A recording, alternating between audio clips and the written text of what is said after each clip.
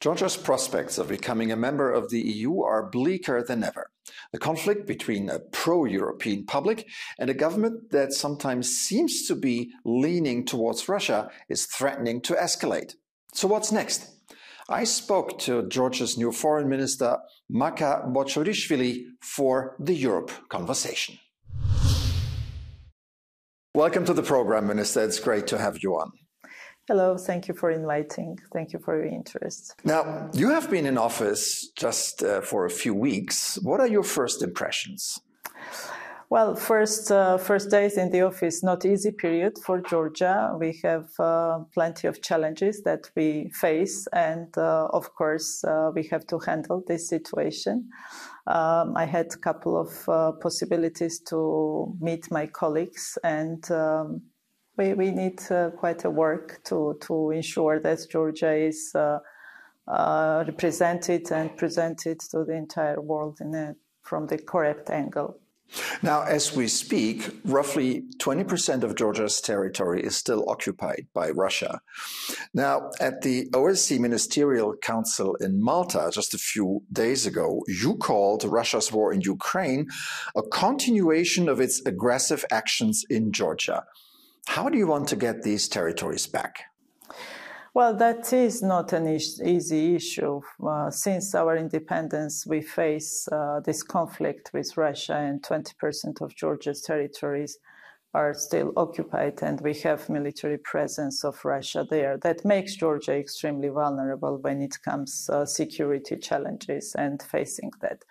This is not an easy task, but our policy is very clear, that we consider restoration of Georgia's territorial integrity only through peaceful way, and that can be reconciliation policy. That same meeting in Malta was also attended by your Russian counterpart, Sergei Lavrov. Did you speak to him? We don't have diplomatic relations with Russia since 2008, after Russia's invasion of Georgia. And we don't have communication and official channels of communication with Russian counterparts. So this is not the case in this case as well. We don't have communication. Now, one would think that Georgia and Ukraine are on the same side when it comes to Russia. Yet Volodymyr Zelensky, the Ukrainian president, has accused the Georgian Dream Party of pushing Georgia towards dependence on Russia. What's your reaction? Well, we hear that speculations, and I can call these claims only speculations about Georgia. Georgian Dream is in power for 12 years now, and in this period, nobody can find anything that this government has done in favor of Russia. But today it is very popular to divide the world into white and black, and if somebody wants to make easy negative impression about somebody, it is easier to claim that somebody is pro-Russian or pro-Putin. And unfortunately, that is the case, although Georgia has very clear policy when it comes to supporting Ukraine. Let's talk about what happened over the past few weeks in Georgia and the reason why Georgia was in the international headlines. Your government's decision to suspend Georgia's EU membership bid triggered protests in Tbilisi and elsewhere, during which over 300 protesters were arrested and brutally beaten by police. Now, according to Georgia's public defender, 80% of those who were detained reported deliberate punitive violence. Several opposition leaders were also arrested, things that were severely criticized by the EU, European governments, and the United States. What do you tell these governments in response? First of all, that is very wrong interpretation of Georgian government's decision. We have not suspended European integration process. We have not suspended negotiations because negotiations on Georgia's membership into the European Union has not started yet because there is no EU decision on this topic. When it comes reaction from Georgian society or protest in the streets of Tbilisi, of course, everybody has right to protest, but right to peaceful protest. And unfortunately, I have to say that we cannot really call this protest necessarily peaceful, because the violent groups that were acting with the fireworks, and their target was police forces, and we have around 200 policemen injured, and some of them really received very serious injuries.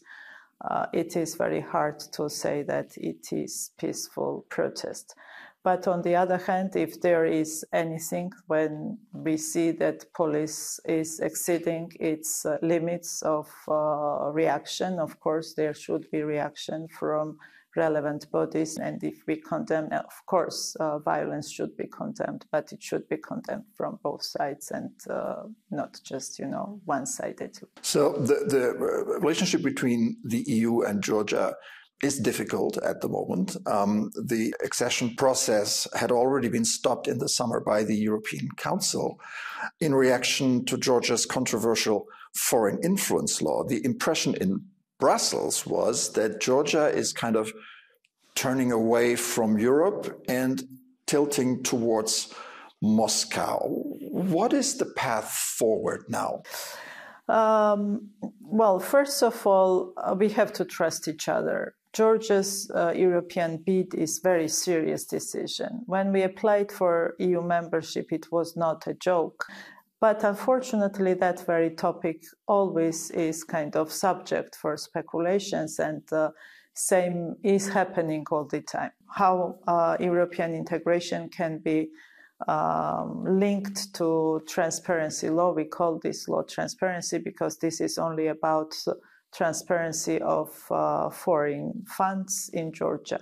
And we had very clear explanation for this legislation. It was nothing against civil society organizations or their work. It was about just making clear who is funding what in Georgia, and to have kind of preventive mechanism for influence, negative, I would say, foreign influence. So this is very important topic for Georgia's stable democratic development, and that is something that we are communicating to our European partners. Numerous polls in Georgia show that the Georgian public is largely in favor of EU membership, even NATO membership.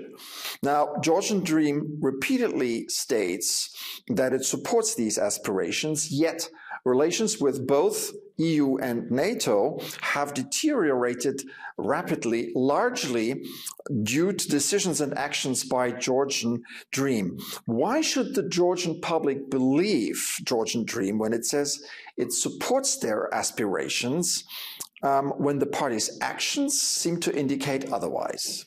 Facts. You need to judge according facts and look at the facts. And this government made Georgia front runner when it comes to implementation of reforms, and positioning Georgia as well advanced when it comes to association with the European Union. This is also same government that was standing participating to different EU-led missions, not because we had any interest in Central Africa or anywhere else. Only interest for us was and is to show our commitment when it comes shared values and when it comes to be together with our European partners. Why is it then that relations between the European Union and Georgia have deteriorated? Well, that is a good question. What is behind all that, and why Georgia became quite a subject of criticism? But this is not new, and it's not started yesterday. If you look back, 2020 is kind of turning point when this kind of criticism started against Georgia. And 2022 was very important date, I would say, when Russia invaded to Ukraine, and the security challenges increased vis-a-vis Georgia, and we were criticized for not imposing sanctions on Russia, and we were criticized for different things. But unfortunately, there is not that fair look at the Georgia's situation when it comes countering security challenges and ensuring peace and stability in the country, because there is no other that vulnerable country in Europe as Georgia is today. I guess the fundamental question is this: does Georgia really want to be an EU member, and why? Well, it has different reasons, and first is emotional connection with Europe, I would say, and it goes back to history, and it goes back to how Georgians feel and Georgians' identity, and that is very much emotional connection with European Union, and that's why also vast majority of Georgians are supporting European integration. Another is very practical reason why we want to be part of the European Union, because of quite complicated geography and because of our intention to be part of the union, which is, I would say, the best union today, best possible option that we may have in the world.